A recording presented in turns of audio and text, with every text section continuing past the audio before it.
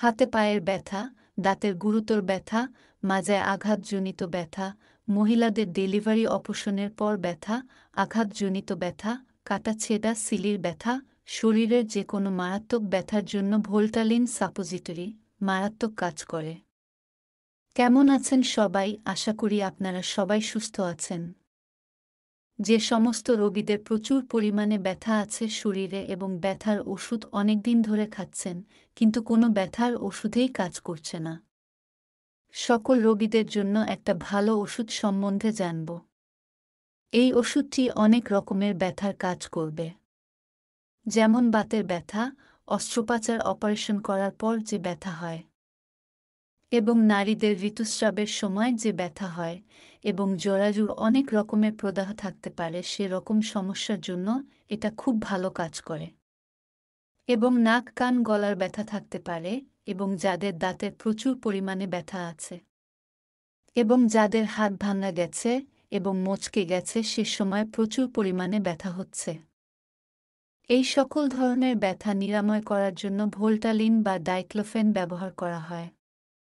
ভোল্টালিন এটি অনেক ফরম্যাটে পাওয়া যায়, যেরকম ভোল্টালিন জেল পাওয়া যায়, ভোল্টারিন ইনজেকশন পাওয়া যায়, ভোল্টালিন সাপোজিটরি পাওয়া যায়, ট্যাবলেট পাওয়া যায়, ক্যাপসুল পাওয়া যায়।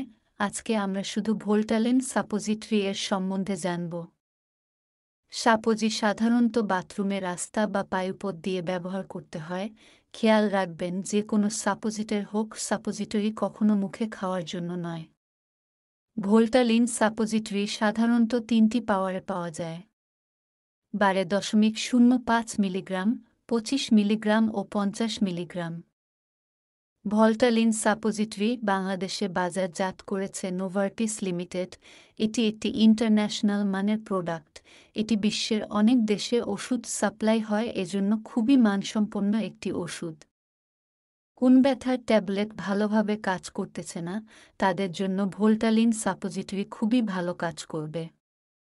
তাদের ব্যথা নিরাময় করার জন্য এই ভোল্টালিন সাপোজিটরি ব্যবহার করতে পারেন। যাদের প্রচুর পরিমাণে বাতের ব্যথা আছে, হাঁটুর জয়েন্টে ব্যথা আছে, কোমরে প্রচুর পরিমাণে ব্যথা আছে, অসহ্য রকমের ব্যথা হতে পারে, সেই ব্যথা নিরাময় করার জন্য এই ভোল্টালিন সাপোজিটরি ডাক্তাররা দিয়ে থাকেন। এবং কারো হাত বা পা মচকে যাওয়ার কারণে তখন মারাত্মক ব্যথায় ফুলে যায়, সেক্ষেত্রে ভোল্টালিন সাপোজিটি ব্যবহার করা যায়।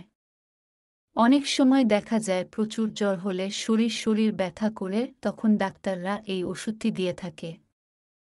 অস্ত্রোপচার হয়েছে বা অপারেশন হয়েছে, অপারেশন পরবর্তীকালীন ব্যথার জন্য ডাক্তাররা এই ট্যাবলেটটি অথবা সাপোজিটরি দিয়ে থাকে। এবং সমস্ত নারীদের ঋতুস্রাবের সময় প্রচুর পরিমাণে পেট ব্যথা করে, তলপেট ব্যথা করে, অনেক রকমের প্রদাহ হতে পারে, সে সকল প্রদাহের জন্য এই ওষুধটি ব্যবহার করা হয়।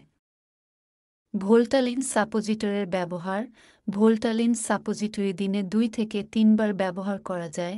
খেয়াল রাখবেন মারাত্মক ব্যথা না হলে ভোল্টালিন সাপোজিটরিটা ব্যবহার করবেন না। যেহেতু ভোল্টালিন একটি বেদনানাশক ওষুধ, সেক্ষেত্রে অবশ্যই ভোল্টালিন সাপোজিটরি ব্যবহারের পূর্বে একটি গ্যাস্ট্রিকের ওষুধ সেবন করে নেবেন। সকল ওষুধের কিছু না কিছু পার্শ্ব প্রতিক্রিয়া আছে, ভোল্টালিন ওষুধেরও কিছু পার্শ্ব প্রতিক্রিয়া আছে। পার্শ্ব প্রতিক্রিয়াগুলো হল ডাইক্লোফেনাক সোডিয়াম রোগীর শরীরে ভালোভাবেই সহনীয়, তবে চিকিৎসার প্রাথমিক অবস্থায় পরিপাকতন্ত্রের গোলযোগ, বমি বমি ভাব, মাথা ব্যথা, মাথা ঝিমঝিম করা অথবা ডায়রিয়া দেখা দিতে পারে। এ প্রতিক্রিয়াগুলো সাধারণত মৃদু ধরনের এবং চিকিৎসা চলতে থাকলে মিলিয়ে যায়। পেরিফেরাল ইডেমা, চামড়া লাল হওয়া, একজিমাও হতে পারে। স্থানীয়ভাবে জ্বালা পোড়া, চামড়া লাল হয়ে যাওয়া এবং কখনো কখনো চামড়াতে ফুসকুড়ি দেখা দিতে পারে। গর্ভাবস্থায় ভোল্টালিন সাপোজিটরি ব্যবহার করা যাবে কিনা? গর্ভবতী মায়েদের ক্ষেত্রে অপরিহার্য না হলে ব্যবহার না করাই উত্তম। ক্ষেত্রবিশেষে স্বল্প মাত্রায় ব্যবহার করা যেতে পারে। প্রথম ট্রাইমেস্টারে ব্যবহার করা উচিত নয়।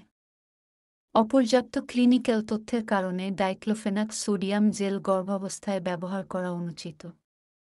মাতৃদুগ্ধে অতি অল্প পরিমাণ ডাইক্লোফেনাক থাকতে পারে, তবে তা নবজাতকের কোনো ক্ষতি করার কথা নয়। ব্যবহারের পূর্বে একজন ডাক্তারের পরামর্শ নিন। সতর্কতা: পেপটিক আলসার অথবা পরিপাকতন্ত্রের রক্তক্ষরণ হচ্ছে এমন রোগীদের ক্ষেত্রে সতর্কতার সাথে ব্যবহার করা উচিত। বেশি বয়স্ক রোগীদের ক্ষেত্রেও সতর্কতার সাথে ব্যবহার করা উচিত। চোখ অথবা মিউকাস মেমব্রেনকে আর্গন জেলের সংস্পর্শে আনা যাবে না।